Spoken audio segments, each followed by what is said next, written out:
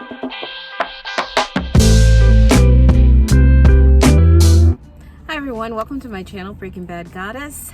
If you really enjoy the content of my channel, please consider subscribing and hit that notification bell. That way when I release a video, you'll have notification right away.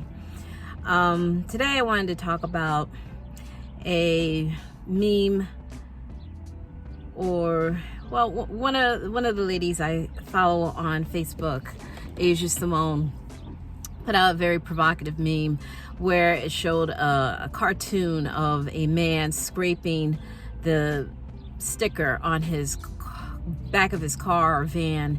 It had Biden. He was scraping it off, and he was next to a gas pump, and on the pump it had the gas prices and you know, basically what it was inferring, that, you know, things are not so great under the Biden administration, with gas prices being the way they are. I know where I live, they're close to $4 a gallon. And I did see someone posting on social media that gas prices out west, particularly California, they were as high as $6 to $7 a gallon. So whether that's true, you know, you can't believe everything on the internet. People just throw things out there. But I'll be interested to find out if that is the case, and if anyone lives in the state of California, and they're near that area where the gas prices, just please comment below this video. But it got me to thinking, after I saw that meme, about the cycle and pattern of voting that Black people I wrote about it many times on my blog. In fact, my most recent blog addresses this video. So when you view this video, please go to my blog at breakingbadgoddess.com, and I wrote about what I'm going to talk about right now. And basically is Black people just giving their vote away. For the last 60 years, Black people, for the most part, as a collective, have been voting Democrat. And it begs the question as to why, since the state of Black America is really not all that great, considering what's going on. And I just find it humorous, but not really, because, you know, remember just before the election, Ice Cube was going to have a meeting with President Trump at the time to discuss the state of Black America. And he was quickly rebuffed, ridiculed, you know, told not to meet with racist Trump. And so he asked the Biden administration, or candidate Biden at the time, to sit down with him before the election and have a sit down about Black America. And his handlers, Biden's handlers, told him to, we'll sit and talk after the election. And so I just was baffled at how Black Americans don't seem to really want to fight, or at least garner any kind of real power. We know we have power, otherwise they wouldn't be courting us every election cycle to vote for them. After all, Biden, during the primaries, was really in trouble until Black people in the South, particularly Black women, voted for him in the primaries. Otherwise, he was almost counted out. And I just don't understand how, with all we know about our voting power, why we cannot utilize it in a way that really works for us. We seem to not know how to negotiate at the table. When you're in a negotiating position, when you're in a position of power, regardless of whether you're a Republican or a Democrat, you should be able to pit one against the other for you to garner any kind of advancement for your team. And I think this is what Ice Cube was trying to do. I mean, yeah, if Trump's racist, so what? Do you think Biden's not racist? Do you not think that most of what we're dealing with in this country are from racist people? I mean, even Abraham Lincoln at some point was a racist, but he signed the Emancipation Proclamation, didn't he? Lyndon B. Johnson was pretty racist too.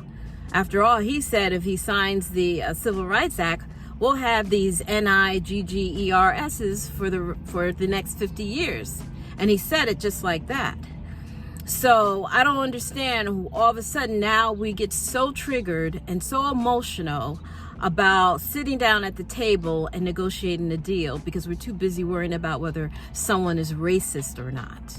When you got to deal with racists on a daily basis, the point is you sit at the table, whoever is at power, irrespective of their mindset and what they really think of you.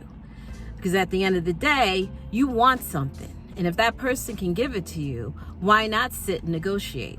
Why would you not want to sit and make the Democrats work for your vote instead of just giving them your vote decade after decade, election cycle after election cycle, and not ask for any reciprocity in the meantime? And not only that, but it gets disheartening because whatever little crumbs we get, we seem to be very happy with it. So we got a so-called black VP, but what does that mean at the end of the day? Is there any really substance to seeing a black face as a vice president? We had a black president for 8 years, and when he left office, Flint, Michigan was still underwater. Or not underwater, but they were still struggling with their water situation, and they weren't able to have even clean drinking water.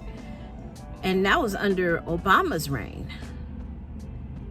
And I just don't understand how we feel like just because we have a black face in some high position, somehow we're winning. And we're not. We're not winning. It's just symbolic gestures, empty gestures. There's no real substantive changes or policies that really are going to advance black people. So at this point, I'm really at a loss to why black people continue to vote Democratic at this point, especially since they haven't really done much for black people over the course of 6 decades.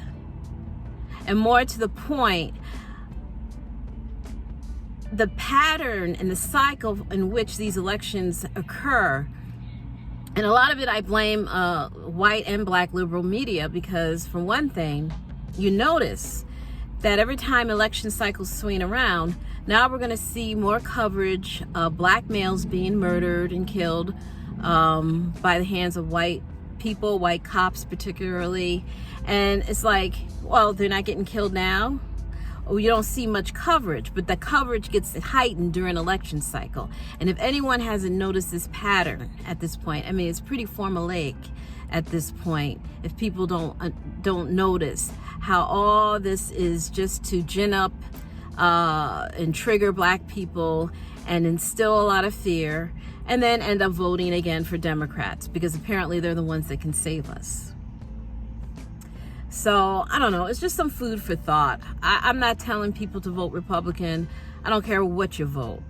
Truthfully, regardless of who's in office, you should be sovereign enough to be doing okay, regardless of who's in office. Because if you're struggling under a Democratic president, you're going to struggle under a Republican. They're the same. I remember years ago when I was doing my graduate studies, and I got into a discussion about this particular issue with one of my professors. And he said then, this is over 20 years ago, he said, well, it doesn't matter who you vote for. It doesn't matter if it's Republican or Democrat. They're both the same. They're the same thing, the same coin, flip side of the coin. They both pander, they both exploit, they both lie, and so it doesn't really matter who you vote for. Because even under a Republican reign, my life wasn't much demonstratively different than it is now. And I think that's truthful for a lot of people. So I don't know why black people tend to panic during election cycle and vote based on their emotions as opposed to basing their vote on something much more substantive. If Democrats are not giving us what we want, then it would behoove us to go to the other side and see what they can offer, and at least pit one against the other so we can get what we want. I mean, this is how negotiations are done. This is how the game is played. It's like we're not even in the game. And when we are in the game, it's like we don't know how to play it because we give away our power. Our vote is one of the things that we can, wield as power is our vote. And it seems like we give it up before we're even in the game. And so it's just some food for thought about, what's going to be happening in this coming year with an election cycle coming. Just keep in mind what I had said earlier about emotions being triggered, more coverage of black males being shot and killed, more looting, more gnashing of teeth. Just watch out for it, because at this point it's very predictable, and unfortunately the reaction is very predictable as well. So if you enjoy this content, please like, subscribe, go over to my blog where I write about this in a little bit more in depth at breakingbadgoddess.com. Until then, I'll see you next time.